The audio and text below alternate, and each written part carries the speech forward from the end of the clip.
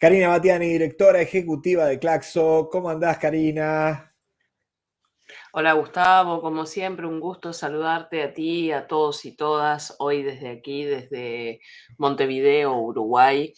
Y bueno, todavía, digamos, con la sonrisa dibujada, como decimos por aquí, por el retorno, de lo que será el retorno en marzo del Frente Amplio al gobierno del Uruguay, como anunciábamos la semana pasada en el programa que realizamos sobre Uruguay. El domingo hubo elecciones de segunda vuelta, el balotaje entre la fórmula de Orsi y Delgado, básicamente del Frente Amplio, y lo que se denomina la coalición republicana, que son todos los demás partidos con representación electoral.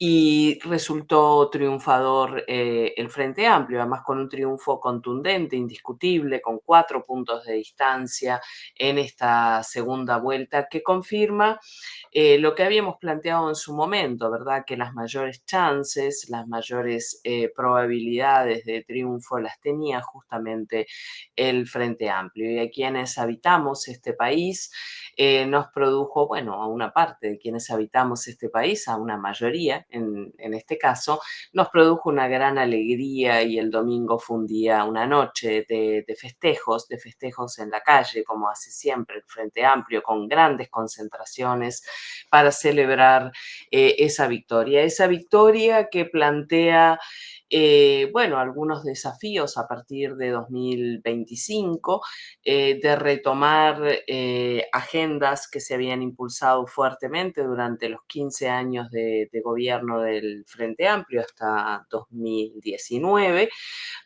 y algunas reformas pendientes que colocan, digamos, bueno, un nivel de expectativa razonable en la población, o al menos en la población que acompañamos electoralmente al Frente Amplio. Así que con Karina, la sonrisa dibujada, como decimos, los acompaño hoy desde aquí, desde Montevideo, Uruguay.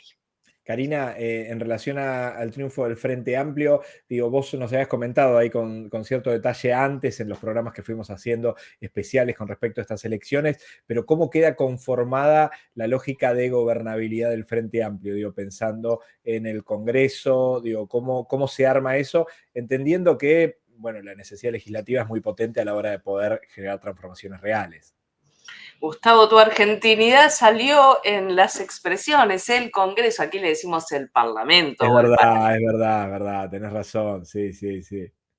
Mirá, ha quedado colgado, Mirá, no, ¿qué pasó? Mayoría, en el Ahí caso está, de ahí la Cámara de volviste. Senadores y Senadoras, Sí. para, bueno, el partido que ha ganado el gobierno, que ha ganado la presidencia, para el Frente Amplio, con 16 senadores, senadoras, más uno que se suma ahora, que es la vicepresidenta, o sea que el Frente Amplio queda con 17 senadores y senadoras en 30, mayoría clara, no así en la Cámara de Diputados, donde quedó en 48 diputados y diputadas, siendo la mayoría, para llegar a la mayoría, necesario tener 50. Sin embargo, es razonable pensar que, por supuesto, va a haber que construir, como siempre, en todos los sistemas democráticos, negociaciones, acuerdos, pero está muy próximo a la mayoría en ambas cámaras, por lo que la gobernabilidad está, bueno, facilitada, no quiero decir garantizada, pero sí facilitada, claramente en una situación ventajosa, así el resultado electoral em, hubiera sido otro. Si Delgado se imponía frente a Orsi, no tenía mayoría en ninguna de las dos cámaras. Creemos que el escenario es sumamente razonable, y estos días estamos siguiendo con mucha expectativa no solo el inicio de la transición, una transición que además en Uruguay es muy larga, ¿verdad? Yo creo que es una de las más largas, por lo menos de nuestra región latinoamericana y caribeña. Son 3 meses prácticamente entre que el que triunfa en las elecciones asume el gobierno el 1 de marzo del año próximo. Estamos siguiendo con expectativa esa transición. En esta tarde se produce la primera reunión entre el presidente en funciones, el presidente actual, podríamos llamarle ya el presidente saliente, y el Sí. presidente electo o entrante.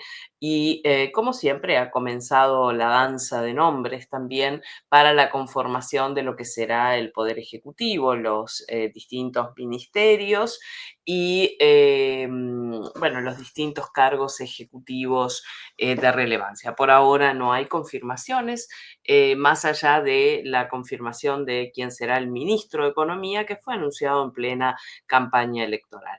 Por tanto, con expectativa en esta transición y ver cuáles son, bueno, las primeras definiciones y prioridades que se van marcando dentro de lo que es el programa del Frente Amplio,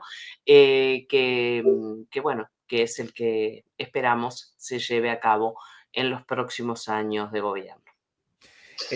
Veremos ahí, obviamente Uruguay dará que hablar y mucho en relación a esta transición, como tú decías, es muy larga, posiblemente una de las más largas a nivel mundial. Karina, ¿te parece que vayamos a la temática del programa del día de hoy? ¿Hasta dónde soporta la humanidad tanto daño al medio ambiente? Lo pusimos en lógica de título pensando un poco en qué repercusiones de la COP29 realmente sirvió para, a ver, no solo para generar un debate, sirve para planear un poco que cambie la lógica de contaminación, de profundización del cambio climático, o quedan documentos vacíos de contenido, como a veces puede suceder? ¿Cuál es tu análisis y tu reflexión en relación a lo que se vivió en los últimos días en Azerbaiyán?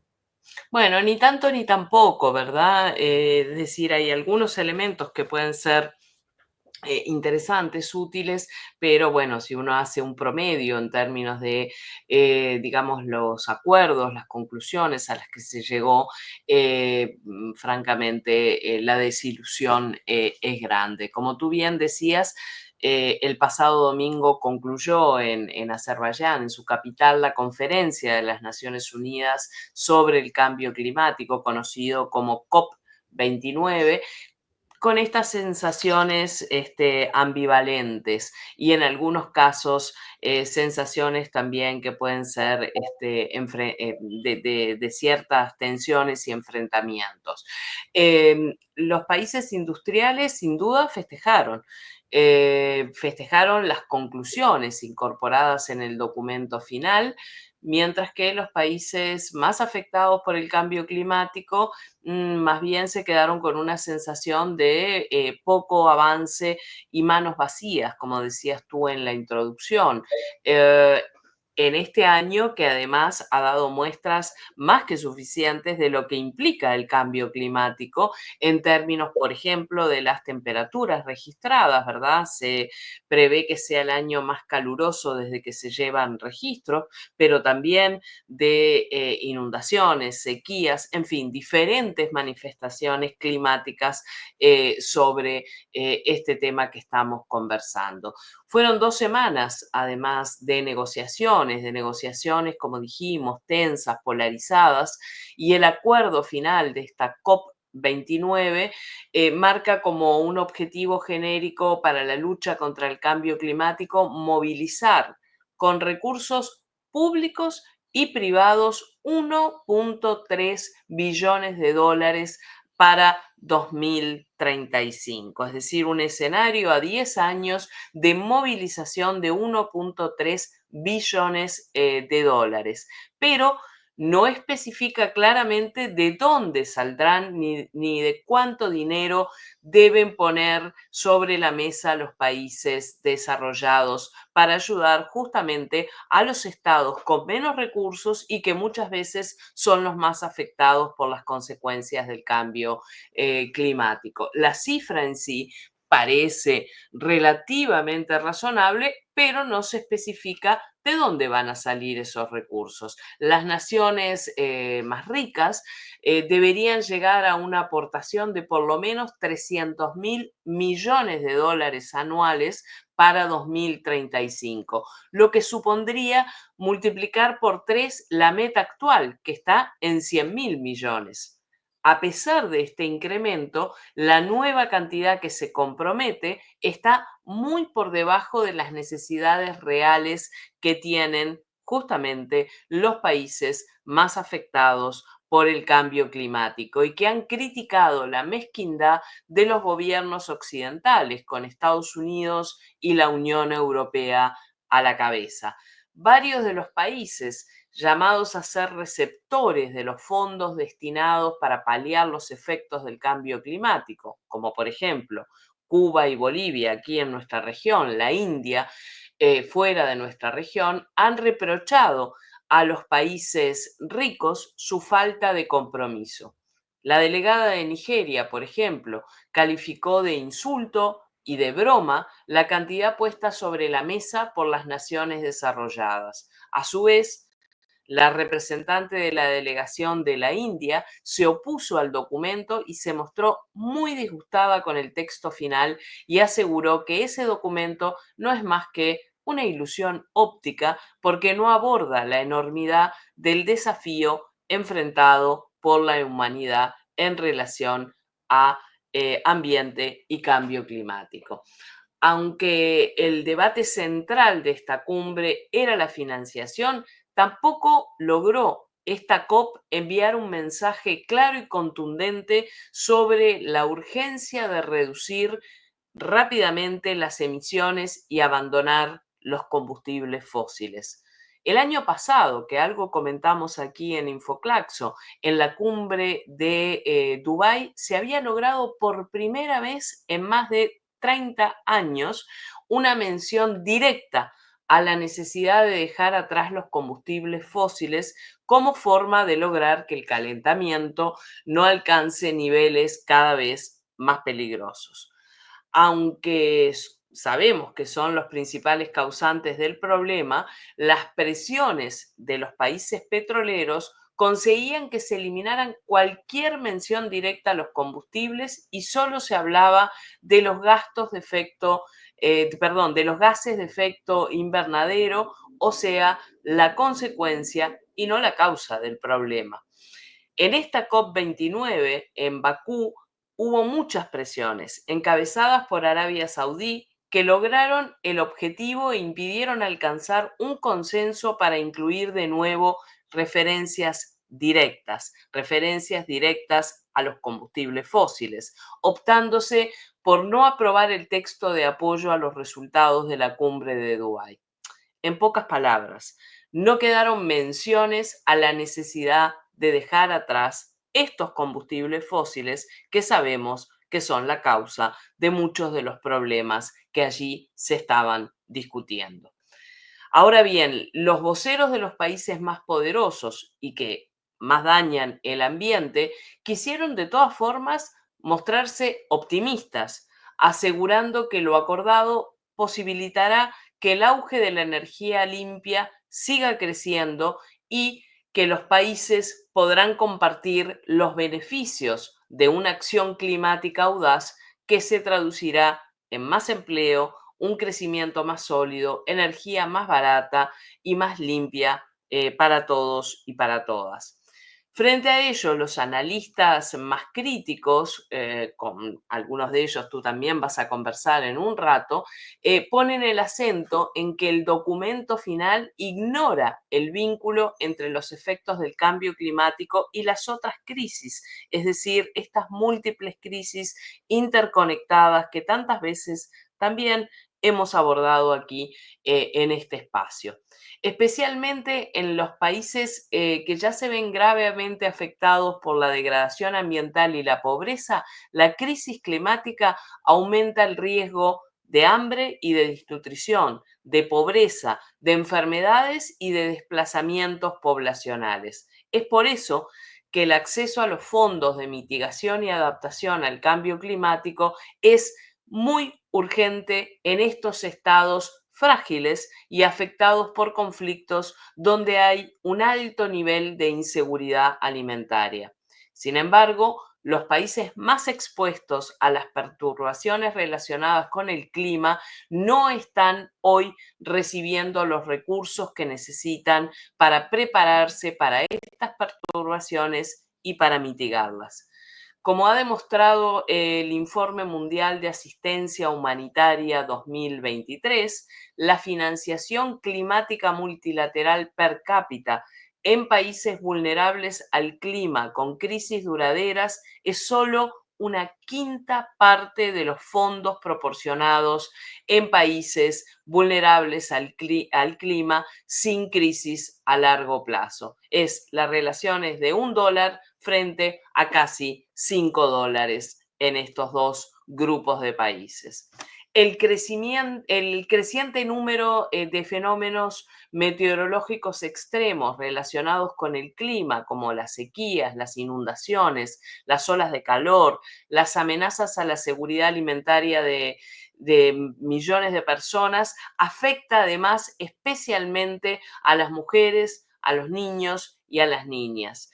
Pese a ello, en el ámbito de la alimentación y la agricultura, la COP29 no ha conseguido cumplir ningún nuevo compromiso vinculante para una transformación socialmente justa y sostenible de los sistemas alimentarios que sitúe en el centro a los pequeños agricultores y el derecho a una alimentación adecuada.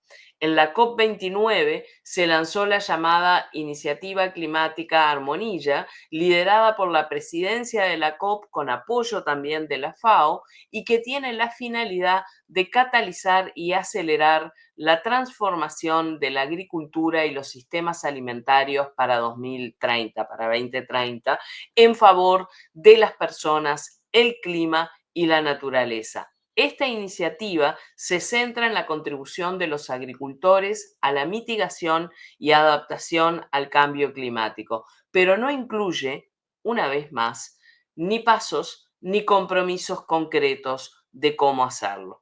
Por lo tanto, más allá de los documentos y de las palabras, hay que tener claro que mientras las voces de las comunidades más afectadas no sean verdaderamente escuchadas y consideradas en las negociaciones sobre el clima, no se producirá una transformación real tan necesaria en este campo.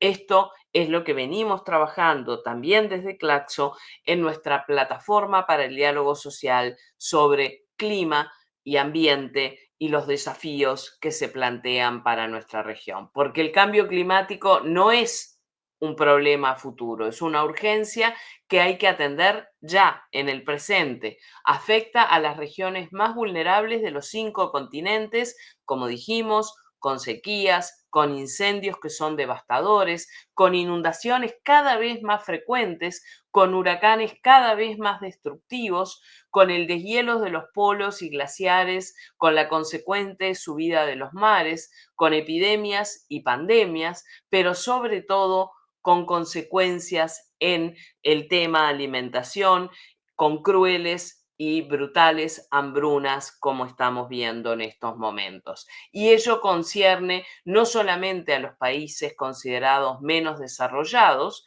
sino a todos los países del planeta Tierra. Pensemos, si no, en las imágenes de España arrasada por aluviones de barro y agua en las últimas semanas, o Estados Unidos, California, en llamas, por solo poner un par de ejemplos en países del norte. Esto nos muestra que nadie está a salvo, nadie puede mirar para el costado y que una vez más los estados, los países por sí solos no pueden encontrar las soluciones.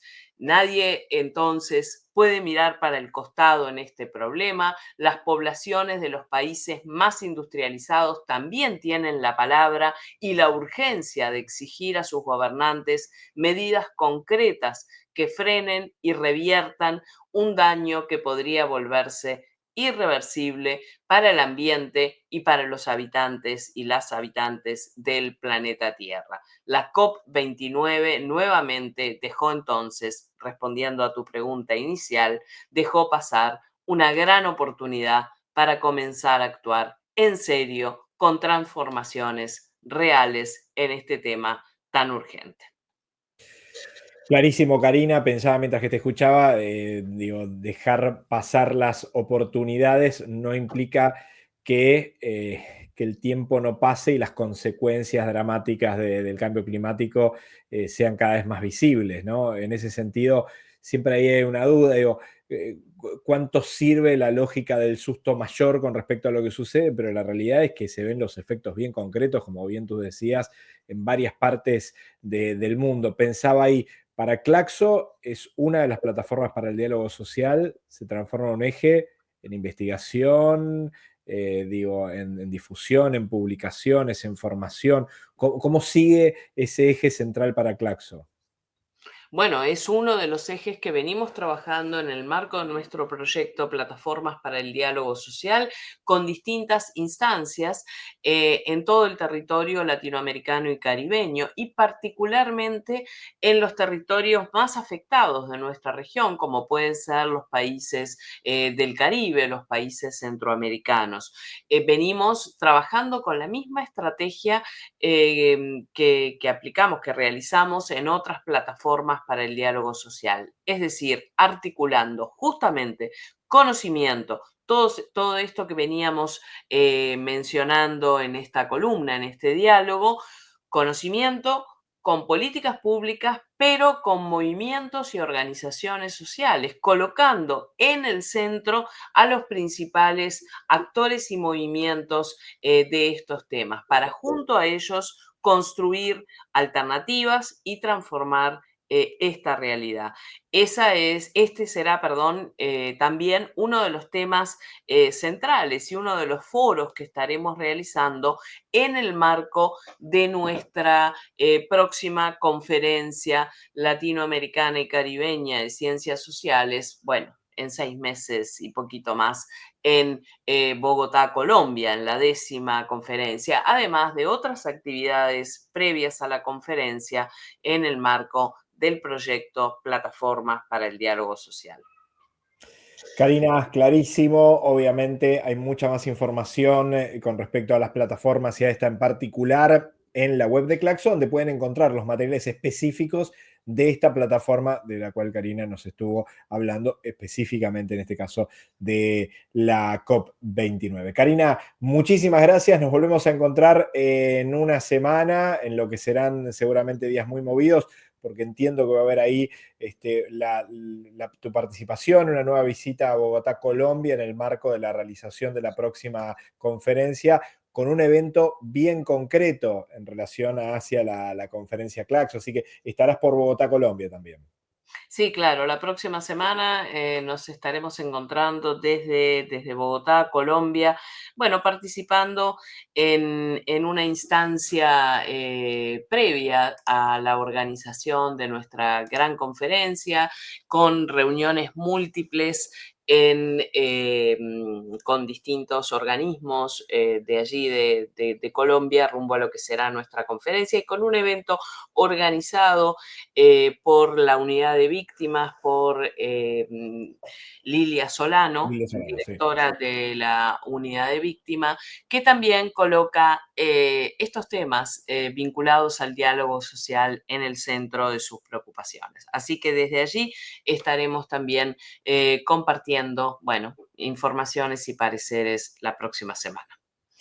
Clarísimo, Karina, muchísimas gracias y nos volveremos a ver entonces dentro de una semana con más información, con más datos que nos sirven para pararnos, posicionarnos y ver alguna cosa así. Y bueno, celebramos enormemente la elección profundamente democrática en el marco Uruguay de lo que fue el triunfo del Frente Amplio. Así que gracias por ahí por los detalles para entender un poco qué significa eso. Así que muchísimas gracias y nos volvemos a ver dentro de una semana.